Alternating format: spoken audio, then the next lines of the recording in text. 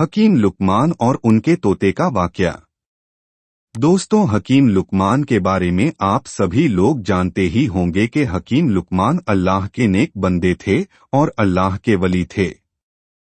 हकीम लुकमान रहमतुल्लाह अलैह की विलादत हजरत दाऊद अलैहिस्सलाम के दौर में हुआ और आपका विशाल हजरत यूनुस अलैहिस्सलाम के दौर में हुआ, जो गुमला के करीब है और गमला फलस्तीन में वाक़ है। वह नबी थे या नहीं यह तो अभी तक वाजे नहीं है, लेकिन वह अल्लाह के नेक बंदे और अल्लाह के वली थे। लुकमान के माने बहुत ज्यादा अकल वाला है। आपके नाम में हकीम आता है और हकीम तबीब को कहते हैं। अल्लाह ताला ने हकीम लुकमान को हिकमत और दानाई बख्शी थी। आपकी हिकमत की यूनान में बहुत मशहूरियत है, जिसे तिब्बे यूनानी कहते हैं। कुरान थे पाक में अगर किसी का जिक्र आ जाए तो वह चीज बड़ी अजमत वाली और उसका वकार और बुलंद हो जाता है, मगर यहाँ तो अल्लाह ताला ने हकीम लुकमान के नाम से एक पूरी सूरत नाजिल फरमाई है। इसके हिकमत और दानाई के बहुत सारे वाक्य मौजूद है। इनमें से एक वाक्य आज आप लोगों के सामने पेश कर रहा हूँ। कहा जाता है कि हकीम लुकमान के दौर में हर चीज को जबान दी गई थी, हर बेजुबान को जुबान थी। जड़ी बूटियां खुद बोलकर हकीम लुकमान को बता देती थी कि हम इस मर्ज की दवा है या हमसे इस मर्ज की शिफा लो। इस हवाले से एक वाक्य बहुत मशहूर है कि हकीम लुकमान ने समंदर के दूसरे किनारे को ढूंढने का फैसला किया। उनके पास एक तोता था जो उनसे बातें किया करता था। हकीम लुकमान ने अपनी हिकमत से जड़ी बूटियों से एक ऐसी दवा तैयार की जिसके खाने से तोता बगैर कुछ खाए पिए और बिना थके 6 महीने तक अपनी उड़ान को जारी रख सकता था। हकीम लुकमान 2 ऐसी गोलियां तैयार कर दी, एक अपने तोते को खिला दिया और दूसरी गोली तोते के गले में बांध दिया और तोते को नसीहत की, तुम इस गोली को खाकर 6 महीने तक बिना थकावट के, बिना भूख प्यास के उड़ सकते हो। और साथ ही यह नसीहत की कि अगर तुम्हें कहीं पर भी भूख और प्यार और थकावट महसूस हो तो तुम दूसरी गोली खाकर वहीं से वापस हो जाना और आगे मत जाना। तोते ने हकीम लुकमान से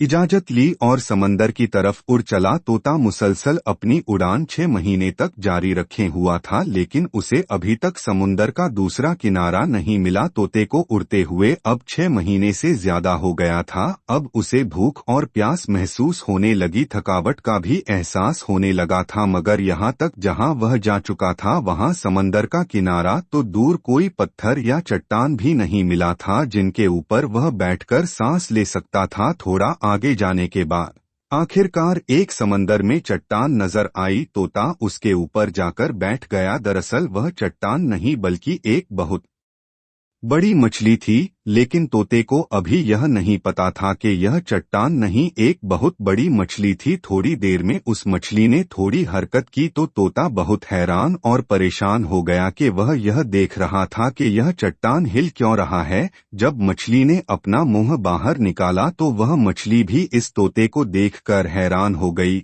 और इस तोते से बात करने लगी, क्योंकि उस वक्त अल्लाह ने हर चीज को जबान दी थी। इसलिए मछली ने उस तोते से पूछा, तुम कौन हो और यहाँ तक कैसे पहुँचे? तोते ने कहा, तुम कौन हो? तो मछली ने कहा कि मैं इस समंदर की मखलूक हूँ। तब तोता बहुत हैरान हुआ और बोलने लगा कि अल्लाह की पनाह, मैंने अपनी जिंदगी में आज तक इतनी बड़ी मखलूक नहीं देखी। फिर उसने कहा, मैं हकीम लुकमान का तोता हूँ और मुझे हकीम लुकमान ने समंदर का दूसरा कौन है ढूंढने के लिए भेजा है। मैंने बहुत ज्यादा सफर किया है, अभी तक मुझे समंदर का दूसरा किनारा नहीं मिला और अब मैं बहुत थक गया हूँ और अब मैं इससे ज्यादा आगे नहीं जा सकता। क्या तुम जानते हो कि समुंदर का दूसरा किनारा कहाँ है? तो मछली ने कहा कि तुम मुझे पहले यह बताओ कि तुम यहाँ तक पहुँचे कैसे हो। ना तो यहाँ पर कोई पहाड़ है, ना ही कोई जंगल है, ना ही कोई दरख्त है, पर तुम बैठकर आराम कर कर यहाँ तक पहुँच सके। तब उसने हकीम लुकमान का सारा माजरा